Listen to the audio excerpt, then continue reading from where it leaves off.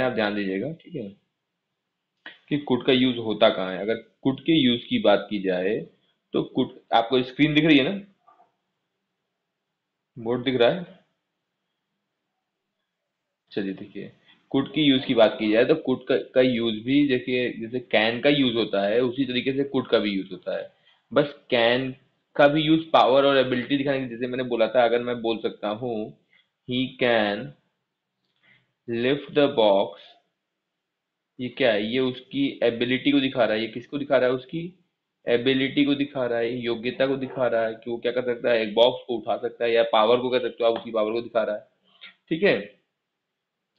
उसी प्रकार से अगर कोई सेंटेंस हमारा, अगर हम कहेंगे कि वो उठा सकता था, तो यहाँ पे जब कैन की जगह क्या हो जाएगा, कुड हो जाएगा। जब भी ये, तो कैन यहाँ पे कब यूज हुआ, जब ये हमारा सेंटेंस, जो ये सेंटेंस है, पार्ट ऑफ सेंटेंस है, ये पार्ट ऑफ सेंटेंस किस में है, प्रेजेंट में है। लेकिन when we are talking about the sentence in past, जब भी हम किस में बात कर रहे होंगे, पास्ट में बात कर रहे होंगे, तो हम सेंटेंस के लिए क्या यूज करेंगे, कुड का यूज करेंगे, एबिलिटी दिखाने के लिए, एबिलिटी दिखाने के लिए, या पावर दिखाने के लिए, ठीक है। लेकिन वहां पे किस चीज की बात होगी, देखिए पावर मोस्टली क्या होता है, पावर तो प्रेजेंट में ही होती है, लेकिन एबिलिटी क्या होती है, वो पास्ट में हो सकती है, कि जैसे कि वो उस समय ऐसा कर सकता था। क्षमता की बात, ताकत की बात नहीं हो रही है ना, उस समय पावर की बात हो रही है। जैसे कि, ठीक है, एबिलिटी की बात कर लें, एबिलिटी में हम क्या लिख सकते हैं, he could write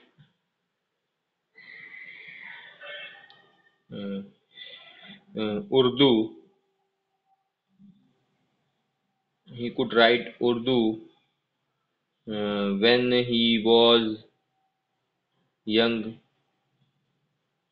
when he was young, मतलब जो वो युवा था, तो वो क्या कर सकता था, क्या कर सकता था वो, उर्दू लिख सकता था। या हम लिख देते हैं when he was, यहाँ पे यंग को हटा देते हैं, वजह हम यहाँ पे लिख सकते हैं when he was only 8 year old, ठीक है। जब हम पास्ट की बात कर रहे हैं, मतलब कि जब वो सिर्फ 8 साल का था, तो वो क्या कर सकता था, उर्दू लिख सकता था। तो यहाँ पे जब हमको एबिलिटी दिखानी होगी, तो एबिलिटी दिखाने के लिए कैन का प्रयोग ना होकर के कुड का प्रयोग हो रहा है। क्यों, क्योंकि इस सेंटेंस में अगर आप देखिए तो क्या दिखा रहा है, पिछली बात कर रहा है, पुरानी बात कर रहा है। अब पुरानी बात करेगा, अगर सेंटेंस हमको लग रहा है कि कोई पुरानी बात की जा रही है, तो पुरानी बात करना अगर हमको शो ऑफ होता है, तो वहां पे हम क्या कर देंगे, कुड का प्रयोग कर देंगे, अगर एबिलिटी की बात होगी। उसी प्रकार से पॉसिबिलिटी की अगर बात होगी, तो भी हम क्या करेंगे, पॉसिबिलिटी, वो भी पास्ट की पॉसिबिलिटी की बात हो रही है। देखिए, हमने पहले आपसे बोला ना, पॉसिबिलिटी में ध्यान रखना है, पॉसिबिलिटी में हमने अभी वहां पे मे माइट में भी पढ़ा था पॉसिबिलिटी, ठीक है। यहाँ पे भी पॉसिबिलिटी है। पॉसिबिलिटी में क्या रहेगा, यहाँ पे अगर कोई पॉसिबिलिटी है, जैसे कि ऐसा हो सकता था, तो वहां पे हम क्या करेंगे, कुड का प्रयोग कर सकते हैं, कोई भी संभावना पास्ट की। जैसे हमने लिखा, मान लो एक एग्जांपल ले लेते हैं, जैसे कि हमने मान लीजिए लिख दिया, he could have caught the train if he had hurried, मतलब पॉसिबिलिटी थी, पास्ट की पॉसिबिलिटी थी की बात हो गई यहाँ पे ना, कि इफ ही हैड हरीड, अगर उन्होंने जल्दी की होती, तो वो क्या कर सकते थे, वे ट्रेन पकड़ सकते थे। तो यहाँ पे पॉसिबिलिटी थी, ठीक है, तो वो पॉसिबिलिटी थी पास्ट में, तो वहां पे किसका प्रयोग हो रहा है, कुड का प्रयोग हो रहा है। उसी प्रकार से प्रेजेंट में अगर हम कोई पोलाइट रिक्वेस्ट करते हैं, ठीक है, देखिए ध्यान रखिएगा, रिक्वेस्ट के लिए हम क्या करते हैं, जैसे कि अगर हम परमिशन लेना होता है, परमिशन लेने के लिए अभी तक हमने पढ़ा कि मे का प्रयोग करते हैं, अगर परमिशन मांगते हैं, ठीक है, परमिशन मांगने पर हम क्या करते हैं, मे का प्रयोग करते हैं। हमने आपको वहां पे बताया था, अगर आप ध्यान देंगे, हमने एग्जांपल आपको दिया था, जैसे हम एग्जांपल आपको जैसे बोलते हैं, आप बोलते हो मे आई कम इन, ठीक है, आपने बोला मे आई कम इन, ये क्या है, ये रिक्वेस्ट है, या ये परमिशन मांगना कह सकते हैं आप, क्या है, परमिशन है।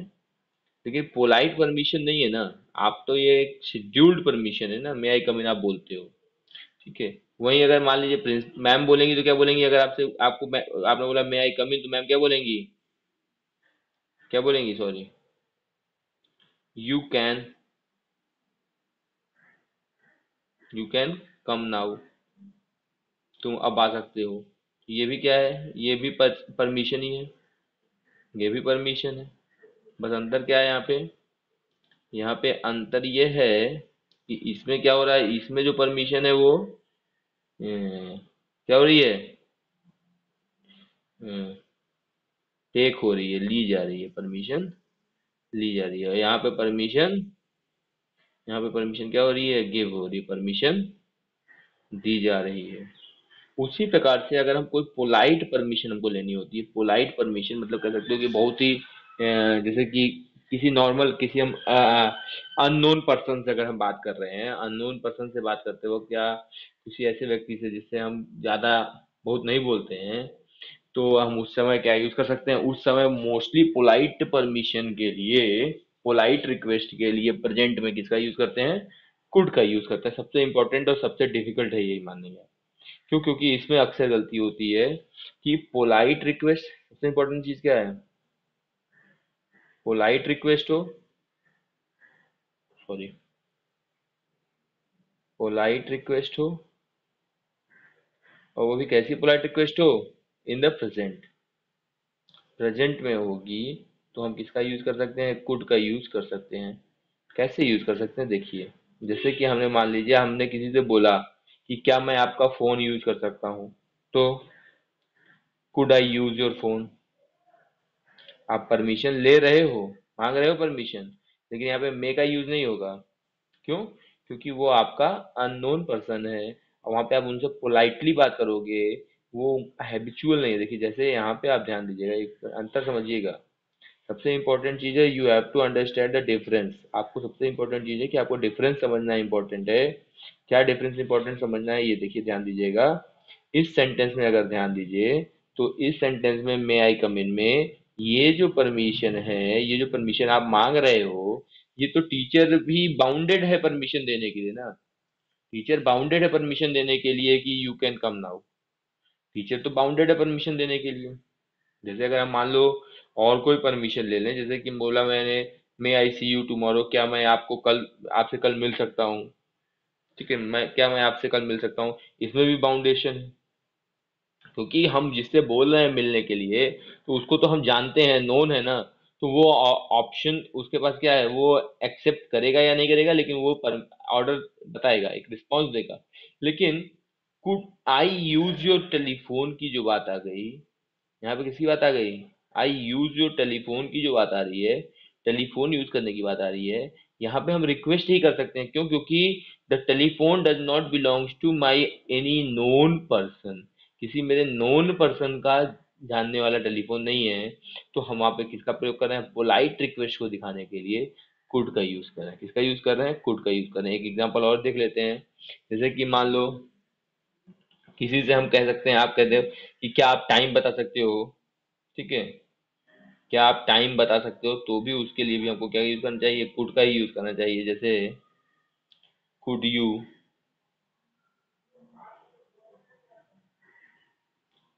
Tell me the time please, please भी आप लगा सकते हो, चाहो लगाओ चाहे ना लगाओ, कोई बहुत बड़ा मैटर नहीं करता है। प्लीज भी अगर आपने बोला तो प्लीज लगा लो।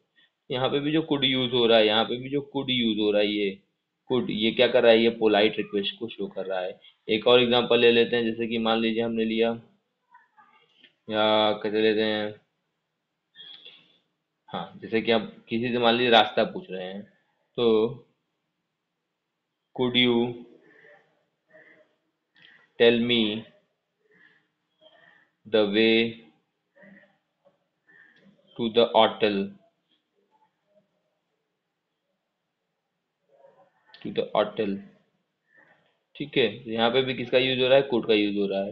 यहाँ पे भी हम किसी से कह रहे हैं ना, क्या आप मुझे उस होटल का रास्ता बता सकते हो, तो यहाँ पे कुड का प्रयोग हो रहा है, ठीक है।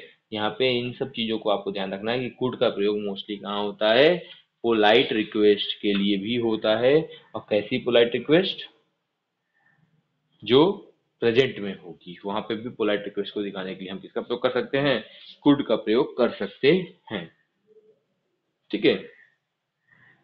उसके बाद बात करें तो एक सबसे डिफिकल्ट माना जाता है जो जो आपका पार्ट, सॉरी, जो भी मोडाल वर्ब्स होती है उन मोडाल वर्ब्स में सबसे डिफिकल्ट मोडाल वर्ब मानी जाती है ऑट, OUGHT, ऑट। ऑट के साथ मोस्टली इसके साथ टू आता है, इसलिए हम ऑट टू भी लोग लिख देते हैं, लेकिन ऑट ही एक है जिसका इसका हिंदी में अर्थ होता है चाहिए। इसका अगर हिंदी में हम बात करें तो इसका अर्थ क्या होता है, चाहिए। क्या होता है, चाहिए। ठीक है। तो चाहिए का इसका जो तात्पर्य है, इसमें देखिए जो इसमें जो क्रिया में टू आता है, इसके साथ टू आता है, ठीक है, ये मोस्टली मोरल ऑब्लाइजेशन को दिखाता है। किसको दिखाता है, मोरल ऑब्लाइजेशन को दिखाता है। ठीक है। अगर जैसे कि अब वहीं पे और टू हैव का हम प्रयोग कर लेते हैं, यहाँ पे कोई काम बहुत ही ज्यादा कह सकते हो कि जो निश्चित या करना ही अनिवार्य होता है, जैसे कि तुम्हें स्टेशन चले जाना चाहिए था। ठीक है, तो उन सब चीजों में ought to का प्रयोग होगा। मोस्टली इन सब चीजों में ought का प्रयोग होता है, जैसे कि तुम्हें अपने बड़ों का सम्मान करना चाहिए। ठीक है, तुम्हें अपने बड़ों का सम्मान करना चाहिए, तो मोस्टली लोग लिख देते हैं you should respect your elders, लिखते हैं, मोस्टली लोग लिखते हैं, इसमें गलत नहीं है, वो भी सही है। लेकिन ought to का भी प्रयोग आप कर सकते हो, you ought to respect your elders. ठीक है, हमें अपना कोई और ले लो, जैसे कि हमें अपना काम लगन से करना चाहिए, तो we ought to do our work sincerely. तो इन सब चीजों में क्या होता है, ought का भी प्रयोग होता है। कहाँ पे मोस्टली इसका ought का प्रयोग कहाँ होता है, टू शो द मोरल ऑब्लाइजेशन, इसलिए टू शो द मोरल ऑब्लाइजेशन। ठीक है, मोरल ऑब्लाइजेशन दिखाने के लिए ought का प्रयोग होता है। और कहाँ पे होता है मोरल ऑब्लाइजेशन को शो करने के लिए, जैसे कि एग्जांपल्स हमने आपको बता दिए अभी, आप लिख सकते हो you ought to respect your elders, you ought to respect your elders. और क्या लिख सकते हो, हमने एक और आपसे बोला था ना, हाँ,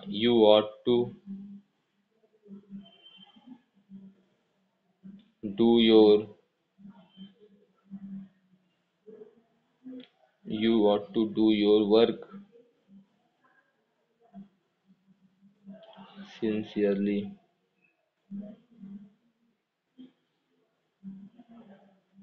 ठीक है, तो इस प्रकार के चीजों में भी ought का प्रयोग होता है। ought to का प्रयोग जो है वो वहां पे भी यूज होता है, क्या करने के लिए, टू शो द मोरल ऑब्लाइजेशन। ठीक है।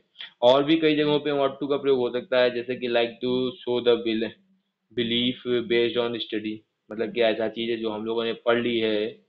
ठीक है, तो उन सब चीजों को, जो चीजें हमने पढ़ ली है उस चीज को अगर हमको, अगर कोई ऐसी चीज जो हमने पढ़ ली है और उसे हमें मानना चाहिए, ऐसी चीजों के लिए भी हम ought to का प्रयोग कर सकते हैं। जैसे कि अगर मान लो कि, जैसे कि हमने कह दिया कि अगर ने मान लीजिए जैसे कि आपने बायो पढ़ा है, सत्यम सत्य आपने बायो पढ़ा है, तो आप बोल सकते हो कि he ought to be a good teacher of biology. ठीक है, बिकॉज क्योंकि आपको उन पर विश्वास है, आपने क्या कहते हैं अपना भाव प्रकट करना चाहते हो, you have to show your feelings about what you have read believe based on your study yourself. आपने जो खुद पढ़ा है उसके बेसिस पे अगर आप उनका शो ऑफ करना चाहते हो, then you can show that you by using ought to, like that what any teacher which one was your favorite, which one was or is your favorite, you can if you anyone wants to ask who one is the best for this subject, then you can always guide to the one whom you had read, जिससे आपने पढ़ा है उसी को आप क्या कहते हैं गाइड करोगे। ठीक है, तो आपको क्या करना चाहिए, आपको ऐसी कंडीशंस में ought to का ही प्रयोग करना चाहिए। ठीक है, क्या करने के लिए, to show that the believe based on your studies, what you had believe, what you like that. आप जैसे कि लिख दे सकते हो कि आपको जैसे कि मान लेते हैं कोई एक टीचर ले लेते हैं, लाइक दैट मिस्टर सिंह ले लेते हैं। Mister Singh has taught mathematics for a number of years, like that, like that Mr. Singh has taught mathematics for a number of years. So now that you have belief based on your study, as you had read a number of years, then you can know whether he is a good teacher or a bad teacher. Then whether you are, if you are providing or suggesting anyone that you can read or you can go to get educated, then you can always tell that that Mr. Singh ought to be a good teacher of mathematics. आप simply बोल सकते हो, क्या बोल सकते हो? Mr. Singh ought to be a good teacher of mathematics. Like that, because you have the belief based on your studies yourself. आपको खुद में उस पे बिलीव रखना है, आपने खुद पे उन पे विश्वास किया है, आपने जो पढ़ा है अपनी स्टडी, आपकी स्टडी के पर आधारित है ये विश्वास। जो आपने पढ़ा, जो आपने एजुकेशन उनसे गेन की, उससे रिलेटेड वो है बिलीफ है।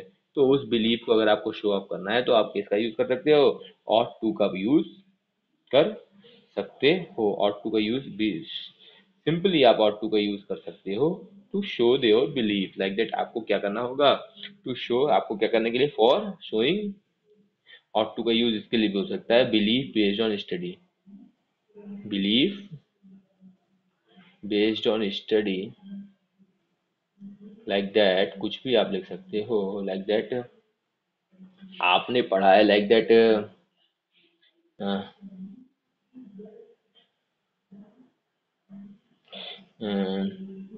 जैसे हम लेते हैं mister Rahul has taught,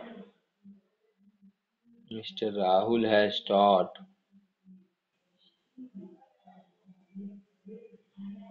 mister Rahul has taught, maths नहीं लेते हैं, has taught English for a number of years, for a number of years. ठीक है, तो इसके लिए हम आगे यहाँ पे लिख सकते हैं ही ought to be a, he ought to be a good teacher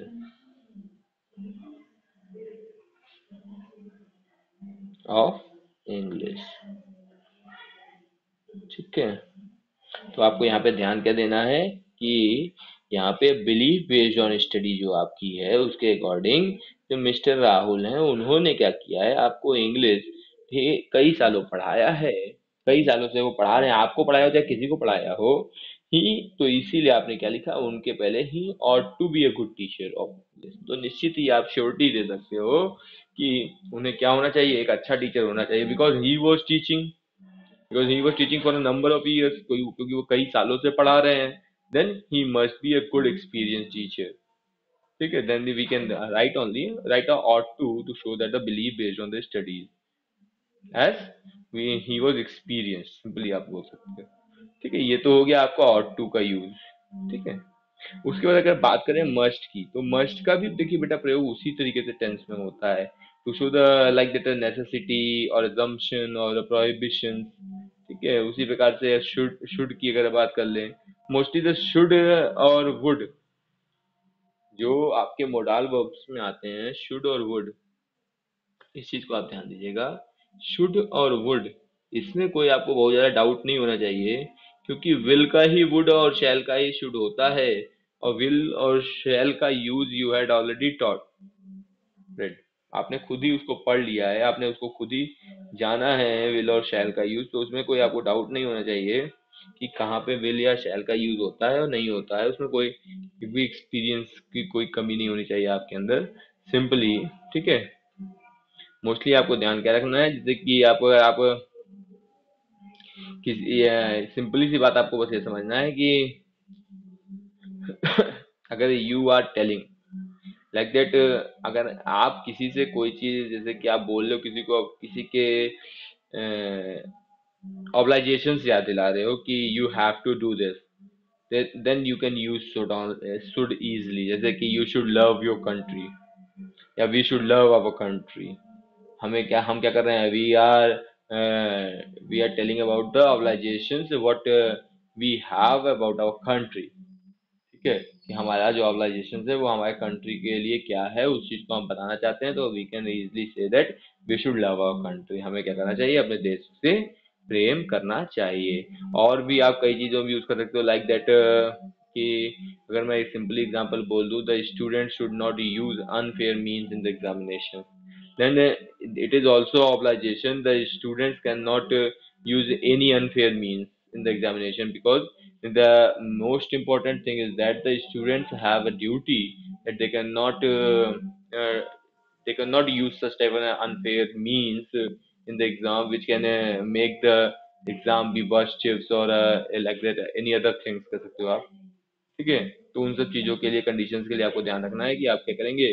कभी भी शुड का प्रयोग वहां पे भी कर सकते हैं, जहां पे भी आप क्या कर रहे हो, कोई एडवाइस या सजेशन दे रहे हो, वहां पे भी कर सकते हो. But you are giving to anyone, simply most thing that कि if you are giving anyone the suggestion or advice, then you can also use the state should. And it can also be used in the indirect speech. You also know that the shall will be changed into the should and will change into the would. It is a common way. ठीक है. In the changing of the direct speech into the indirect. ठीक है. तो वो चीज आपको ध्यान रखना है कि डायरेक्ट से इनडायरेक्ट में बदलते हो, हम क्या करते हैं, शैल को शुड में और विल को वुड में बदलते हैं, तो इसमें कोई दिक्कत ही नहीं होनी चाहिए. जब भी उसका पास्ट बनाते हैं तो क्या करते हैं, शैल का शुड और विल का वुड बना ही देते हैं. ये चीज कॉमनली चीजें हैं जो आपको मालूम होनी चाहिए. ठीक है. इतनी बातें समझ में आ गई, इसमें तो कोई डाउट नहीं है आयुष.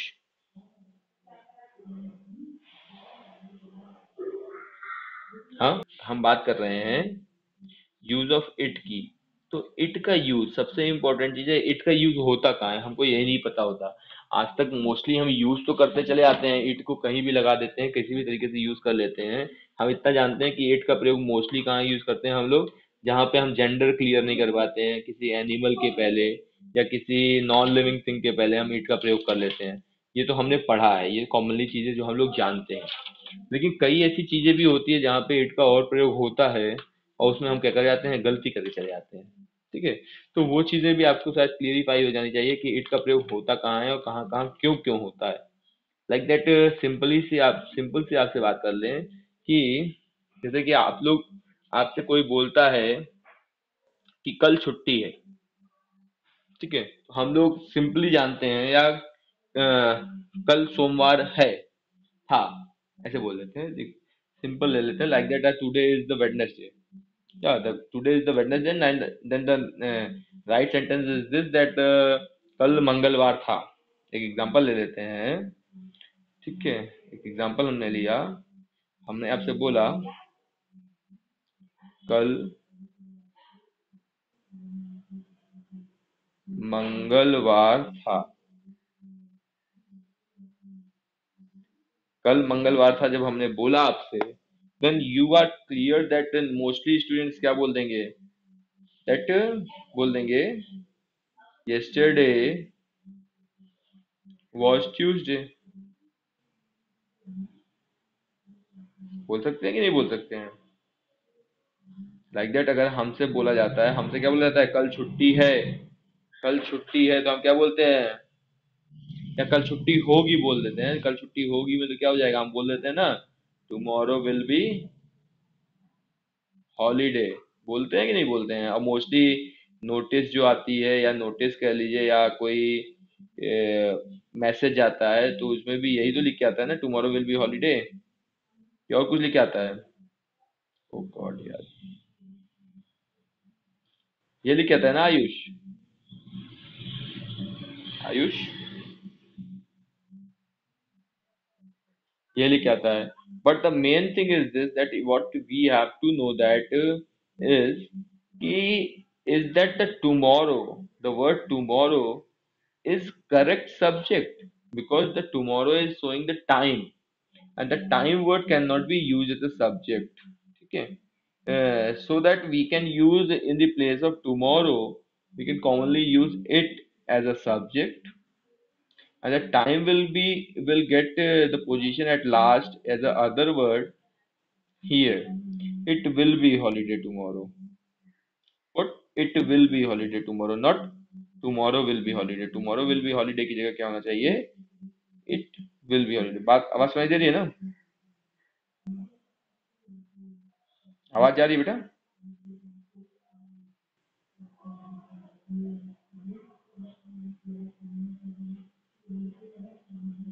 आवाज आ रही है आयुष.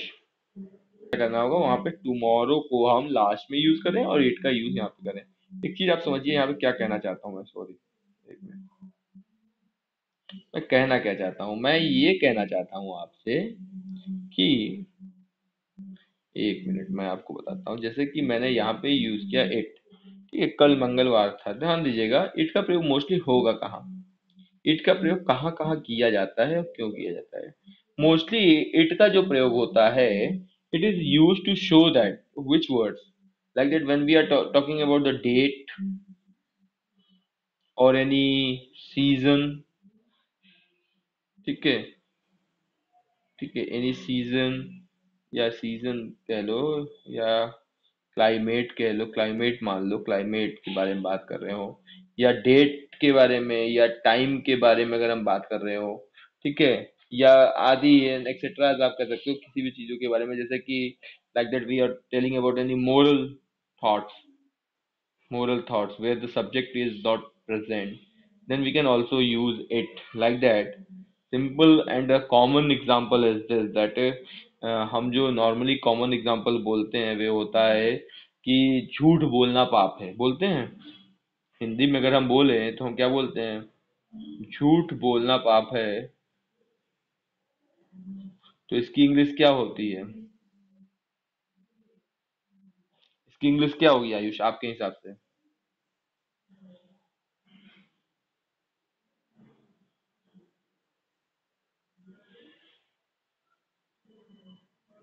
आयुष आपके हिसाब से क्या होनी चाहिए इसकी इंग्लिश?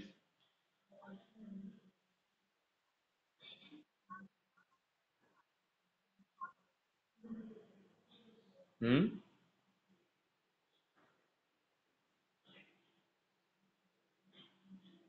आयुष क्या होनी चाहिए आपके हिसाब से, नहीं मालूम है आपको? चलिए देखिए, ध्यान दीजिएगा, इसकी इंग्लिश हो जाएगी नॉर्मली, क्योंकि झूठ बोलना पाप है, यहाँ पे वर्ब जो है द वर्ब इज टेल, ठीक है, टेल अ लाई, जो मेन वर्ब है वो क्या है, टेल अ लाई, झूठ बोलना। अब क्या झूठ बोलना, पाप है, ठीक है। तो मोस्ट वर्ड बनेगा इट इज, अब पाप की इंग्लिश होती है sin, it is sin, sorry the word one is missing, यहाँ पे होना चाहिए it is sin to tell a lie, it is sin to tell a lie, ठीक है। ये हो गया आपका एक कॉमन वर्ड जो बना, वो क्या बनेगा, it is sin to tell a lie, like that one thing, one another word what we are using like that, now we are telling about that it is accurate 5 o'clock, हम बोलते हैं ना it is 5 o'clock बोलते हैं ना, what we use it is 5 o'clock बोलते हैं ना, इट इज 5 o'clock, अभी 5 बजे हैं।